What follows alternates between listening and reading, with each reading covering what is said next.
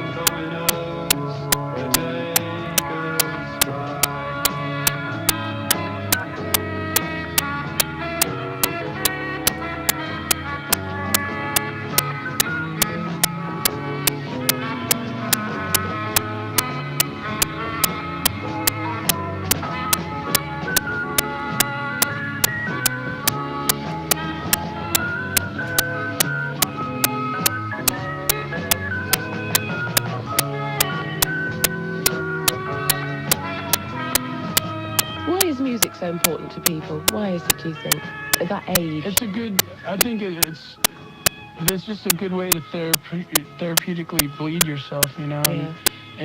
and through music, it's like you know, it's a good way to bring people together, you know.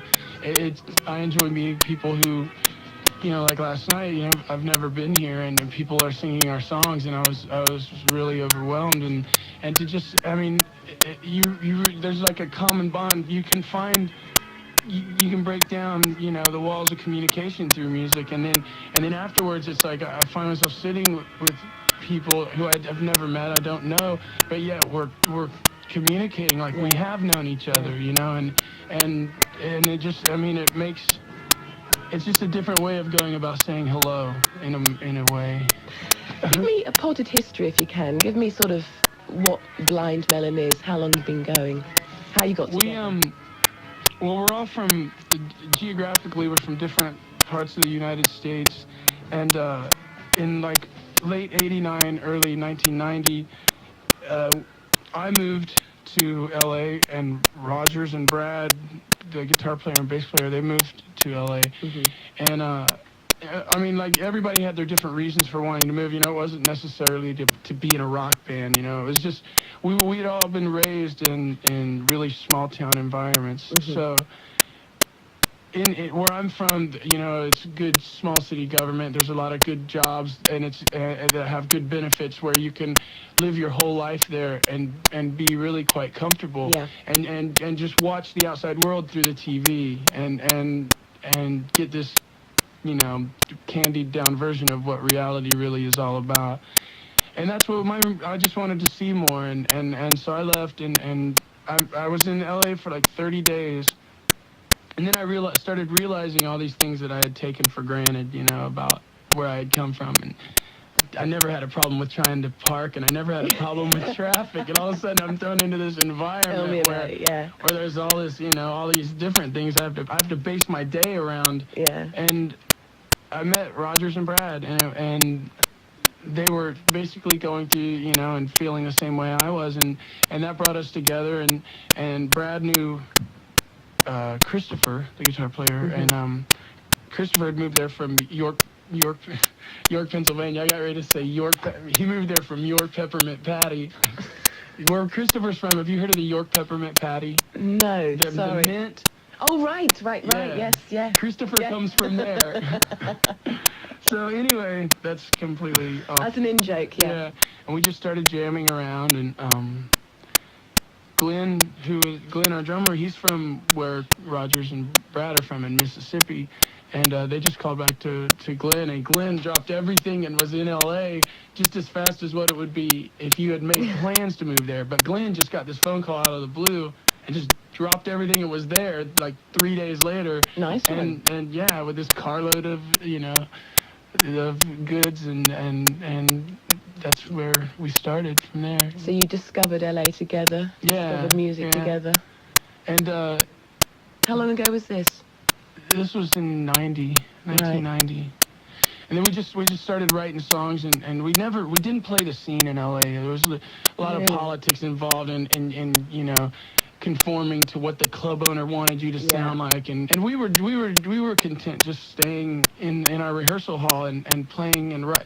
You know, where we rehearsed at, it was this place called Downtown Rehearsal Hall, and there's like 150 rooms in this building, and all of our friends that we ran around with were in bands that were rehearsing in this place. So on any given night when we were rehearsing, people would stop by our rehearsal hall, and that was just, I mean, we had more fun playing to them, and just as much fun playing to them as what we would have if we were to play any of the big clubs in LA. Right. So, I mean, and then, you know, we recorded, we had all our recording equipment down there. We recorded like 4-track demos all the time to let friends and people know, you know, send our family who's wondering what the hell's going on with their kids. We'd send tapes back home.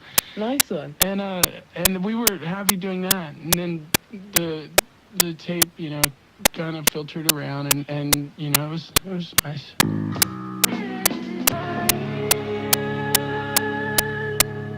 I've never been to LA. Do you like it there? Are you happy living there? I grew up as a human being. I grew from LA because really, Yeah, because I had been, you know, where I was raised, you don't really have to worry about too much. Yeah. You know, I mean, you just, you know, the art of survival is definitely alive and well in LA, and I mean, you know, it makes you a stronger person. It makes you a harder person, but you know, at the same time, it makes you. I mean, you realize what, you know, what being in a cold environment, what you're going to get from it, you know, and it made me grow as a human being, you know. I mean, I just been happy, you know, you have to spend half your time looking over your shoulder, you know, because you don't know what's behind you, and as bad as that seems, it can also be a good thing, you know. You just flip the coin over and go, what am I learning from this? And you're learning something, you know, and self-preservation. I learned how to honk my horn a lot. Do you? Yeah. I go back home, and honking your horn in Indiana is like basically asking someone if they want to fight. Oh, really? Yeah, I mean, that's how. You don't want to be doing that then. And then it's like, I'm whenever I'm back home, I'm like, turn on the radio. I'll go make that much noise going, and I'll immediately rail off into the radio. Right, let's talk about this weekend. It's a big weekend for us in the UK. Guns N' Roses hitting Milton Keynes, Saturday and Sunday. Blind Melon supporting. I mean, that's pretty cool, isn't it? How did that happen? Who gave you the call? Was Axel on the phone? Yeah, Axel saying, "Hi guys, me. come along." Actually, him and I were doing a bet-in, and Not. no, we did some dates in Mexico and all that, and everything went well, and so they invited us here. And it's your first time in the UK, and you're playing Milton Keynes, which is about, I don't know what the capacity is, what, 50,000? It's a little bit bigger than the Underworld, I think. I think it is, isn't it? Yeah. Now, is this going to be your biggest gig to date?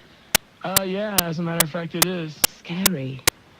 Yeah, it's different, you know, I mean, there's a lot of intimacy lost, you know, 10 feet up and 20 feet away, but it's fun to step into that light every now and then. It's something I don't know if I could get used to. Me personally, I definitely admire people who can play to that type of environment, you know. And the size of that stage as well. You can run around a lot. My feet are gonna have to heal. Exactly. Well, look, it's going to be a killer at the weekend. Yeah, I'm looking forward. Lots of luck. Give them hell at Milton Keynes. I'm gonna give them hell. And when you're as big as Guns N' Roses, please come back and talk to me. Shannon, thanks a lot for coming in. They don't even really talk to me, so don't feel bad. Oh, that's all right. I feel a whole lot better now. Cheers. Okay, thank you.